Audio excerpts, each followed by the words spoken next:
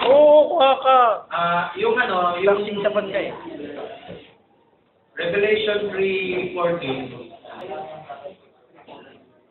The faithful and true witness. Tapos na.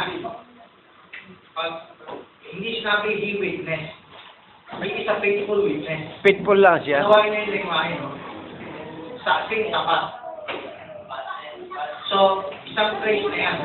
Hindi siya nag-witness. Tapos, the beginning, ang pasimula, may ang ganun sa Tagalog.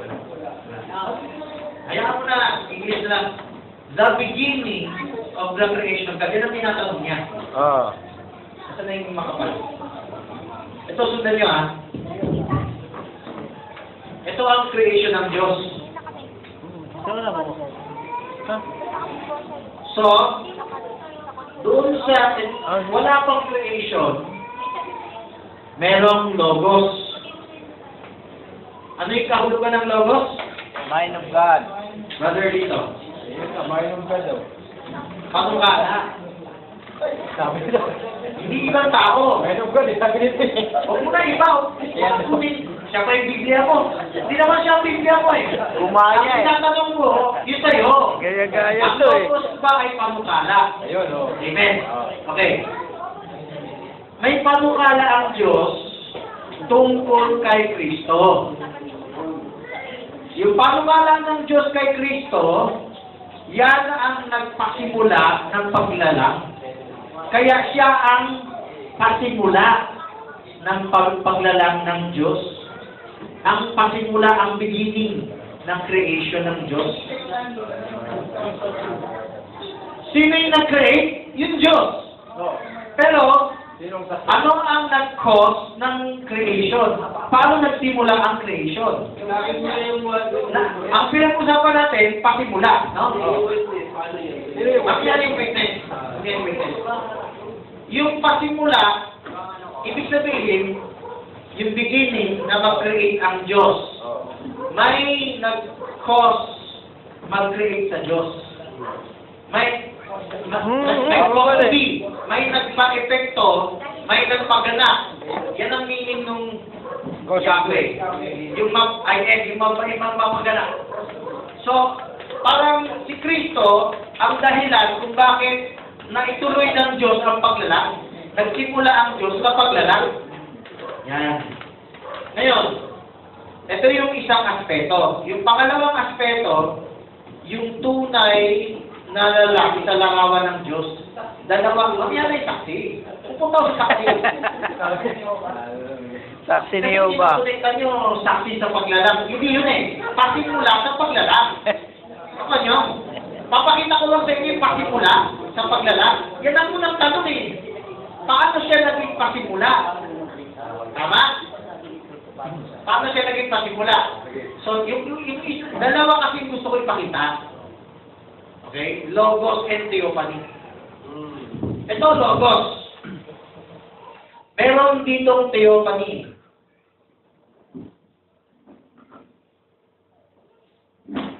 Ano rin yan? Pasimula rin ng paglalang ng Diyos. Anong kaibahan kung pasimula doon sa physical creation dito sa huling panahon? Ito yun. Yung pasimula sa creation ng Diyos ng kanyang larawan. Colossians 1:15 na. So, ang pagkapanganay ni Kristo, hindi sa physical creation. Okay, Adan. Ang pagkapanganay ni Kristo sa larawan ng Diyos. Kasi si Adan, nawalan ng larawan ng Diyos. Amen? Amen. At ang larawan ng Diyos si Adan, hindi kumpleto. Agree kayo? Amen. So, ang kumpletong larawan ng Diyos na una kay Kristo. Kailan? Nung mabuhay mula sa patay. Bakit importante ang mabuhay mula sa patay para sa kumpletong larawan? Sandali. Oo, bakit mas tayo ang tawag ko dyan? Hindi ko napansin yan. Napuso mo yung personal. Pero dito muna ako sa yung Bakit mahalaga yung mabuhay mula sa patay bilang panganay? Kasi, kung hindi mabuhay mula sa patay ng pagkapanganay, parang si Lucifer at si Adan. Ano ba si Lucifer at si Adan? Sakdal siya, pero hindi pa nasubukan. Ang kasakdalan niya ay bigay ng Diyos. Agree kayo? Oo. So, yung bigay ng Diyos na kasakdalan, leksyon sa atin ito hindi sapat yun. Ang gusto ng Diyos, masubukan ka. Yan yung pagkapanganay. Ito yung isang hiwaga na hindi napansin nila. Kaya nagkakaroon ng aganismo eh. Kailangan kang managumpay para yung kumpletong larawan ng Diyos. Di ba sabi ng Diyos sa anghel, ang tao ay naging katulad ng sa atin. Nasubukan sila. So kailangan masubukan din si Kristo bago ituring na karapat-dapat. So yung pagiging sakdal niya katulad ni Adan, katulad ng mga unang anghel, hindi counted yun. Kailangan subukan yun. Kung hindi nasubukan si Kristo, ano sabi sa Galatia? Yung ginagawa natin sa baby natin. Uy, prinsesa, ito, hindi nyo sinasalita binibaby nyo lang. yung treatment nyo na parang prinsesa, prinsipe yung baby yung alam ninyo. Inalimutan niyo yung Galatia 4. Ang mga anak ay tagapaglingkod. Bago siya magmana. Galatia 4, 1, 2, 3. Ang anak ay dapat servant muna. Bago siya magmana. Bago siya maging anak na tagapagmana, dapat tawaging anak, dadaan sa pagsubok, kailangan pumasa. Pag hindi siya pumasa, hindi pa siya anak. Balikan dito Si Kristo, Colossians 1:15, hawit lang yan dito pero unawain niyo nakasulat. Ang panganay sa lahat ng nilalang. Yung panganay ng lahat ng nilalang, hindi pa sa palaki ito. Pero ibang klaseng pasimula to. Panganay sa theophany. Anong klaseng theophany? Colossians 1:18. Panganay mula sa patay. So, unawain niyo yung 1:15 at 1:18. Ang saksi ni Jehovah, pinuputol nila to. Para bang physical na pagkapanganay. Pero, kung susundin nyo yung pagkapanganay na gusto ipakita dito, yung pagkabuhay mula sa patay ng pagkapanganay. Yun ang theophany. Yun ang magagalit daw sandali Alam natin ang nahanan Diyos kay Kristo. Amen? Amen. Alam mo ba, di pagkitapos? Pwede sabihin, Diyos na siya dahil naging isa siya sa Diyos. Sa loob. Sa Espiritu. Katulad natin na ngayon nasa proseso, nasa pagsubok, yung taong panloob lang. Pero yung laman, hindi pa. Napapatay pa yung laman. Bakit hindi siya napatay-patay? Kasi hindi pa niya oras. Pero pag tapos na yung pagsubok, yung laman niya, katulad sa Diyos, yung term ng end time ng laman naging Diyos. Pero yung laman ng Diyos, end time ng laman ng Diyos, bibigla lang yun. Pero ang biblical na yung laman naging Diyos, katulad sa Espiritu naging Diyos, ay pagkabuhay ulit, yung Diyos sumalik sa katawan mo. Yung katawan mo ay parang Diyos, at hinalimbawa na ng mga theophany na anghel. So, ito na yung pangalawang application ng pasimulan. Pasimulan din. Anong nilalang? Mga nilalang na anak ng Diyos sa kanyang larawan. So bago yan, mga hayop lang tayo. Pero dito lang magiging hanggang hindi ka nabuhay mula sa lupa, mula sa patay, kasama ako. Ayun lang tayo. Ayun, tama siya. Minsan na suyo, ayun lang. Kasi kung kayo, yun lang na. Tayo lang. Kung dumating si Kristo, impyerno lang tayo, di ba? Yan. So, yung sinabi ko kayo yung bago dumating si Kristo. Hindi ko sasabihin kayo, Sabi ko yung mga nandito, ito. Wala naman kayo dito eh. Sabay-sabay lang tayo dito eh. Yung tayo, hindi pa lang kayo kausap. Sila. Ayun lang sila. Iba na So, ang pasimula sa larawan ng Diyos, paglalang, si Kristo yung pasimula, susog natin yung mga talata sa Acts. Siya ang may akda ng buhay. Tama. Pero sa English, he is the author of Prince of Life.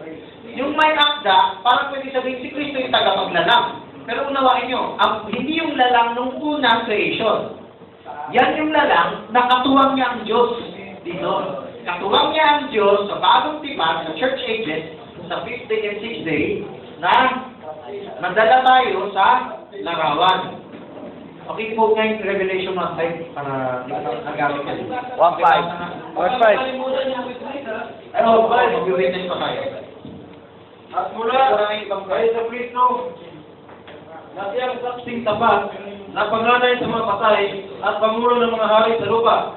Doon sa umilig sa atin at sa nagkalat sa ating kasalanan, sa pamamagitan ng kanyang dugo. Okay. Okay, tapos na yan. Dito na tayo sa saksing tapat. Yung saksing tapat,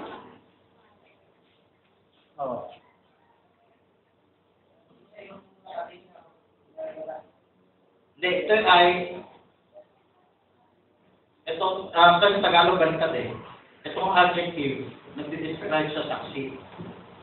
Pero kung i-Englishin natin, faithful witness. Pag witness, noun ang pagkagamit. Alam niyo yung noun? Pangalan. Hindi siya verb, hindi siya action. Tama. Unawain niya yung pagkakasulat. Kasi pag meron niya siyang description dyan, yung faithful ay adjective doon sa witness. Okay? Kaya ito yung breakdown niyan. Huli yung 1 John 5:20. Basahin natin. At alam natin na parito ang anak ng Diyos. At tayo binigyan niya ng pagkaunawa. Check yung tama. Upang makilala natin siya na totoo. 1 John 5:20. At tayo rin nasa kanya na totoo. Sa makultuin sa kanyang anak. Jesus Kristo. Na si Kristo. Yan ang tunay na Diyos. Yung pangalawang tayo rin nasa kanyang totoo. Sa English ay word yan. Yan ang tunay na Diyos. If that is true, kunin niyo yung word true, ha? True God yan. And we are in Him. Pangalawang Him. that is true. Yung pangalawang true, yan na yung true witness. Anong witness? Yung witness niya, yung true God. John 1:18, susukto. John 1:18. 1:18 muna. Walang sino man nakakita sa Diyos. Ang bugtong na anak. Sa sinapupunan ng Diyos. Siya nagpatuto. Siya ang nagpapahayag sa Kanya. Siya ang nagpapakilala sa Kanya. Saksing tapat. Sino sinaksihan niya? Hindi sarili niya. Yung Diyos. Yung Ama. Dagdagan ko rin John 1:18 na. Yan ba ay logos? Yan ang akala ko dati. Pero ang tama pala, nandito na si Kristo sa lupa. Kaya yung beat nasa piping, lumabas na siya. Oo, balik-balik hapon ko sa mga tamang Trinitarian na siping yung siping, kaya Diyos anak. Hindi. Tama ang siping, pero hindi noon. Ang siping niya nung lumabas na siya. At nagsasaksi na. Dito siya nagsaksi. Hindi siya nagsaksi noon. Pero pinipilit lang ng mga Trinitarian, yung siping doon, ay noon. Ang mali ko, minamali ko na yung salitang siping. Sinapupunan, kasi sinapupunan ng King James eh. Pero tama pala yung siping. Bosom. Yung English King James na bosom. Kaya hindi pala nagsasaksi si Kristo dito, Arianismo. Nagsasaksi si Kristo dito. Kaya saksing tapat. Nagsaksi siya dito na sa pasimula ng paglalang ng Diyos. Amen. Sa, Church Ages.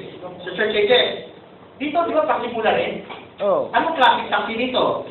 Human creation. Yan yung propesya lang sa kanya. Amen. Saksi rin yun, pero hindi pa siya kilala. Hindi siya mismo. Hindi pa siya uso. Hindi siya mismo. Yung pinapakilala sa kanya ay paunang kaalaman. Spirit of Christ, yung paunang propesya. O, ibang klaseng saksi dito, sinasaksihan siya. Pagdating dito, siya naman nagsasaksi sama. Parehong pasimula yan. At yung isang talaga na gusto ko sabihin, John 17:3.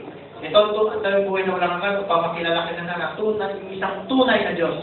The only true God. So, makilala Him that is true, and He is the one, we are in Him that is true. Yan yung sinunod Okay, yan ang sa pakita. pag-ray. Ano pala yun? Oh, yung witness, wala pa. Yun na kaya eh. Ilang ako yun? Kung More mali 7 ka lang yan eh. Sa ilang minuto ko nagsalita? Hindi mo alam. Dapat naputol ko. Ay, hindi na. Oo nga eh. No? Kung isang sinitapan, siya yung nagpapalala. Kung natapos kung nag-ibang topic ko pa. Hindi. Made flesh. Tapos na. Tinapos ko na eh. Sabi ko na eh. Hindi, Oh, tapos na pala. wala na. Wala. Nakalumampas to eh. Tapos na. Okay, Brother Freddy. Galing